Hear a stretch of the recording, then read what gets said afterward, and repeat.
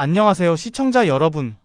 오늘 이 시간 저는 솔직히 말씀드려 좀 무거운 마음으로 이 이야기를 시작합니다. 축구로 먹고 사는 사람으로서 한국 축구를 진심으로 좋아하고 응원하는 사람으로서 지금 이 상황을 외면하고 그냥 넘어갈 수가 없었습니다. 코트 디부아르의 0대4 완패.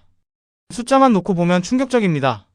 그런데 오늘 제가 이야기하고 싶은 것은 그 숫자가 아닙니다. 그 숫자 뒤에 있는 내용, 즉 지금 한국 국가대표팀이 보여주고 있는 것들이 과연 무엇을 의미하는지입니다. 그리고 월드컵이 이제 코앞으로 다가온 이 시점에 우리가 진짜 걱정해야 할 것이 무엇인지를 함께 생각해보고 싶습니다. 비판을 위한 비판이 아닙니다. 진심으로 한국 축구가 잘 되길 바라는 마음에서 드리는 이야기입니다. 그 마음을 먼저 말씀드리고 시작하겠습니다. 자, 시작합니다. 코트 디부아르전 0대4. 이 경기를 보신 분들 솔직히 어떠셨습니까? 제가 먼저 말씀드립니다. 경기 결과보다 내용이 더 문제였습니다. 질 수 있습니다. 강팀한테 완패할 수도 있습니다. 축구에서 그런 일은 일어납니다. 그런데 그 패배의 방식이 어떤가, 어떻게 싸우다 졌는가가 중요합니다. 이번 경기에서 한국 대표팀이 보여준 것은 결론부터 말씀드리면 현대 축구의 흐름을 전혀 따라가지 못하는 모습이었습니다. 현대 축구가 어떻게 흘러가고 있는지 잠깐 짚어보겠습니다. 지금 세계 축구의 핵심 키워드는 압박입니다. 공을 빼앗겼을 때 즉각적으로 달려가서 공간을 차단하고 상대의 빌드업을 후방에서부터 흔드는 것, 그리고 그 압박을 피하기 위한 빠른 패스 전개와 공간 활용. 이것이 지금 세계 상위 레벨 축구에서 당연하게 요구되는 수준입니다. 코트 디부아르는 이것을 했습니다. 우리 팀이 볼을 잡으면 바로 달려들었습니다. 시간과 공간을 주지 않았습니다. 그리고 그 압박에서 볼을 뺏으면 빠르게 전환했습니다. 우리는 어땠습니까? 그 압박을 풀어낼 방법을 찾지 못했습니다. 공을 받은 선수가 달려오는 압박 앞에서 마땅히 줄 곳을 찾지 못하고 공을 빼앗겼습니다. 빼앗긴 자리가 위험한 위치였고 그것이 실점으로 이어졌습니다. 그리고 이 문제의 핵심 원인이 미드필드 운용이었습니다. 이 경기에서 한국의 미드필드 구조를 보면 수비진 앞에 미드필더 한 명이 덩그러니 있는 그림이었습니다. 물론 포메이션 표기상으로는 다를 수 있습니다.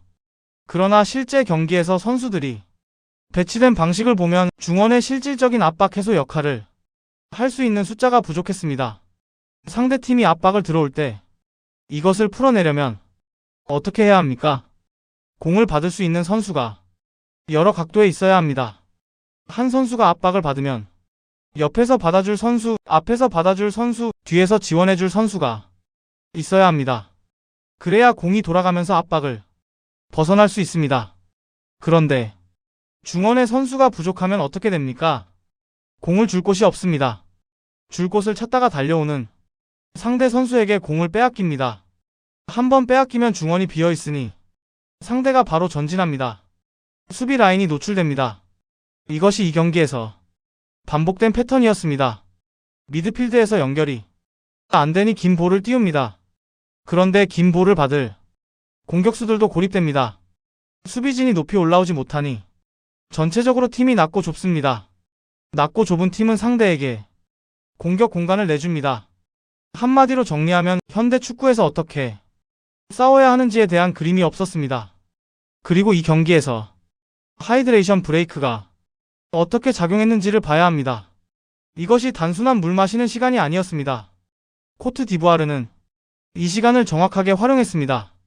전반 22분경 브레이크가 시작되자 코트 디부아르 감독은 선수들에게 즉각적인 전술 지시를 내렸습니다. 어디서 압박을 더 강하게 할 것인지, 어느 공간을 공략할 것인지 구체적인 수정 지시가 이루어졌습니다. 그리고 브레이크 이후 실제로 경기 양상이 달라졌습니다.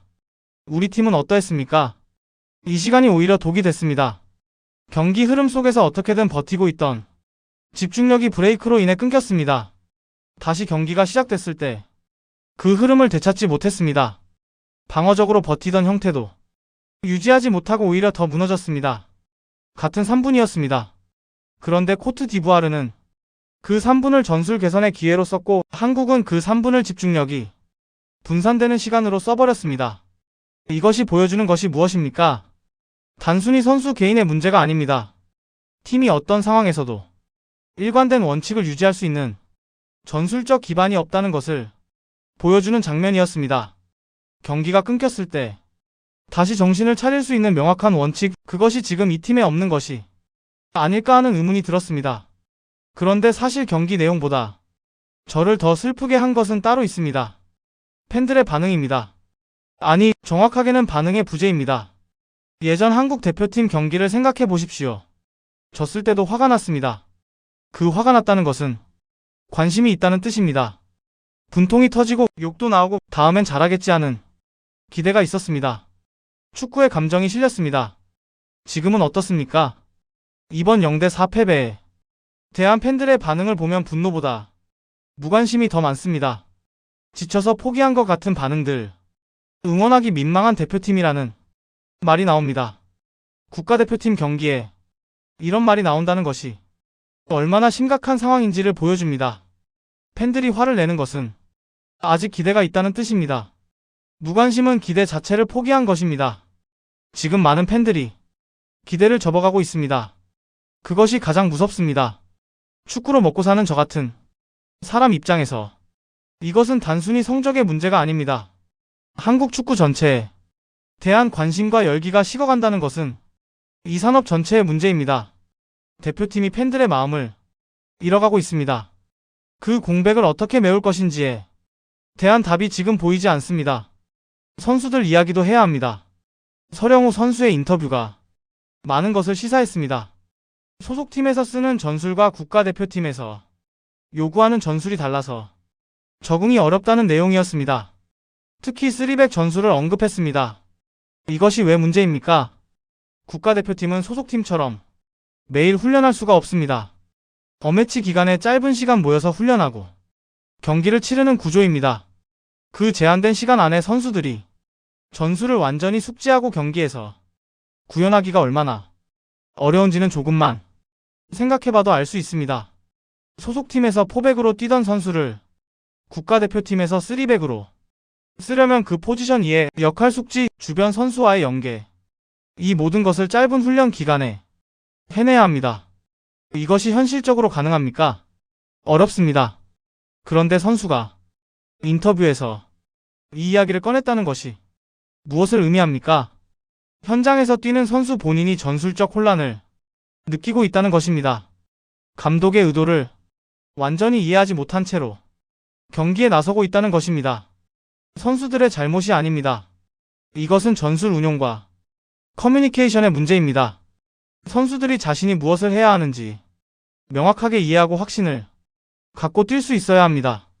그 확신이 없는 상태에서는 아무리 좋은 선수들을 모아놓아도 조직적인 팀플레이가 나오기 어렵습니다.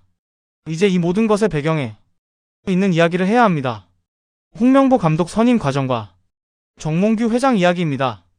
이것은 이미 많은 분들이 알고 계신 이야기지만 지금 시점에서 다시 한번 짚어볼 필요가 있습니다. 홍명보 감독 선임 당시 반발이 얼마나 컸는지 기억하십니까? 단순히 팬들의 반발이 아니었습니다. 축구 전문가들, 언론 그리고 축구계 내부에서도 의문의 목소리가 나왔습니다. 그 논란의 핵심 중 하나는 울산 현대 시즌 도중에 팀을 떠나는 과정이었습니다. 시즌을 함께하기로 한 팀과 선수들을 두고 중간에 이탈하는 것, 그것이 적절했느냐는 질문이 나왔습니다. 그럼에도 불구하고 선임은 진행됐습니다. 왜 그랬을까요? 이 질문에 대한 납득할 만한 설명이 지금도 명확하지 않습니다. 이 과정을 주도한 정몽규 회장에 대한 비판 여론이 높아진 것은 자연스러운 일이었습니다. 정몽규 회장이 인터뷰에서 한국 축구를 망친 사람으로 역사에 남고 싶지 않다는 말을 했습니다. 그 말이 진심이었을 것이라고 저는 생각합니다. 그분도 한국 축구가 잘 되기를 바라겠죠. 그런데 문제는 그 바람과 실제 결과 사이의 간극이 너무 크다는 것입니다. 팬들의 마음속에 이미 어떤 이미지가 새겨졌는지는 지금 여론을 보면 알 수 있습니다. 좋은 의도가 있어도 그것이 결과로 이어지지 않으면 의미가 없습니다. 그리고 지금 결과는 보시다시피입니다. 제가 이 이야기를 꺼내는 이유는 특정인을 비난하기 위해서가 아닙니다. 한국 축구 행정의 구조적인 문제를 이야기하고 싶기 때문입니다. 감독 선임 과정이 투명하지 않고 전문적인 판단보다 다른 요인들이 작용하는 구조. 이것이 반복되는 한같은 실수가 반복됩니다. 선임 과정의 투명성, 전문가들의 의견이 실질적으로 반영되는 구조, 그리고 결과에 대한 명확한 책임 소재. 이것이 갖춰지지 않으면 앞으로도 비슷한 논란이 계속될 것입니다. 그렇다면 이 상황에서 월드컵은 어떻게 됩니까? 솔직하게 말씀드리겠습니다. 지금 수준으로는 32강 진출도 장담하기 어렵습니다. 이 말이 너무하다고 느끼실 수 있습니다. 그런데 이것이 현실적인 평가입니다. 2026 북중미 월드컵은 48개국이 참가합니다. 12개 조로 나뉘어 각 조상위 2팀과 성적이 좋은 3위 팀이 32강으로 올라갑니다. 수학적으로는 조 3위도 올라갈 수 있는 구조입니다. 그러나 지금 대표팀의 조직력과 전술적 완성도를 봤을 때 조별리그에서 승리를 기대하기가 쉽지 않습니다. 1승을 바라는 것이 아니라 1무를 기대하게 되는 상황. 이게 지금 솔직한 상황 인식입니다. 그리고 다음 상대인 오스트리아가 걱정됩니다. 오스트리아는 지금 유럽에서 조용히 강해지고 있는 팀입니다. 자비처, 라이머 등 개인 능력도 뛰어난 선수들이 포진해 있고 팀 조직력도 탄탄합니다. 코트 디부아르전보다 더 어려운 경기가 될 수 있다는 우려가 나오는 이유입니다. 만약 오스트리아전에서도 비슷한 내용의 경기가 반복된다면 이것은 단발성 부진이 아니라 팀의 전술적 방향 자체에 근본적인 문제가 있다는 것을 확인하는 것이 됩니다. 그것이 월드컵 본선과 너무 가까운 시점에 확인된다면 수정할 시간도 충분하지 않습니다. 오스트리아전에서는 무언가 달라진 것을 보여줘야 합니다. 결과가 아니더라도 내용에서 변화의 조짐, 선수들이 전술을 이해하고 실행하려는 노력이 보여야 합니다. 그것도 없다면 정말 심각하게 걱정해야 하는 상황이 됩니다. 무겁고 우울한 이야기만 했으니 희망적인 이야기도 드리겠습니다. K리그에서 빛나는 이야기가 있습니다. 수원 삼성의 이정효 감독입니다. 지금 수원 삼성은 K리그에서 전승을 달리고 있습니다. 개막 이후 계속 이기고 있습니다. 그 팀을 이끄는 이정효 감독의 이야기가 화제가 됐습니다. 이정효 감독이 인터뷰에서 한 말이 있습니다. 더럽게 해야 한다. 이 표현이 처음에는 의아하게 들릴 수 있습니다. 무슨 뜻이냐? 쉽게 포기하지 않는다. 지더라도 치열하게 싸운다. 질 때도 상대에게 힘들게 만들어준다. 한 점 한 점을 절박하게 가져간다. 이것이 그 말의 뜻입니다. 이 철학이 선수들에게 전달되고 팀 문화가 됩니다. 이기고 있을 때 더 집중하고 지고 있을 때 더 치열하게 싸우는 팀. 그 팀이 지금 리그를 달리고 있습니다. 선수 개인의 능력이 탁월해서가 아닙니다. 감독의 철학이 팀 전체에 스며들어 하나의 방향으로 움직이는 것. 이것이 이정효 감독이 만들어낸 결과입니다. 국가대표팀에 대조하면 더욱 선명해집니다. 감독의 철학이 선수들에게 전달되고 있는가? 선수들이 그 철학을 이해하고 경기에서 구현하고 있는가? 이 질문에 지금 국가대표팀은 자신 있는 답을 내놓기가 어렵습니다. 이정효 감독의 이야기가 단순히 K리그 이야기로 끝나지 않았으면 합니다. 감독의 철학이 팀을 만든다는 것, 그 팀의 문화가 결과를 만든다는 것. 이것이 국가대표팀 운영에도 적용되어야 합니다. 마무리하겠습니다. 오늘 드린 이야기들 비판이 많았습니다. 그런데 비판이 많다는 것은 그만큼 기대가 있다는 뜻이기도 합니다. 완전히 포기했다면 이렇게 길게 이야기하지도 않았을 것입니다. 한국 축구가 잘 되길 바랍니다. 진심으로요. 월드컵 무대에서 손흥민이 멋진 마무리를 짓는 것을 보고 싶습니다. 이강인이 세계 최고 선수들과 맞붙어 어깨를 나란히 하는 것을 보고 싶습니다. 김민재가 세계 최고의 공격수들을 막아내는 것을 보고 싶습니다. 그 장면들을 보려면 지금 무언가가 바뀌어야 합니다. 선수들이 자신감을 갖고 뛸 수 있는 전술적 기반이 만들어져야 합니다. 경기를 어떻게 운영해야 하는지에 대한 명확한 원칙이 팀 안에 있어야 합니다. 오스트리아전이 다가옵니다. 이 경기에서 달라진 모습을 보여줘야 합니다. 결과보다 내용에서, 선수들의 눈빛에서, 팀이 하나의 방향으로 움직이는 장면에서 무언가 변화의 신호가 보여야 합니다. 대표팀의 선수들도 이 상황을 가장 잘 알고 있을 겁니다. 팬들의 시선이 어떻게 달라지고 있는지를 느끼고 있을 겁니다. 그 압박 속에서 더 잘하고 싶은 마음도 있을 것입니다. 그 마음이 경기에서 표현되길 바랍니다. 한국 축구가 다시 팬들의 심장을 뛰게 만드는 날이 오길 기대합니다. 그날을 위해 지금 솔직한 이야기를 드린 것입니다. 오늘도 함께 해주셔서 감사합니다.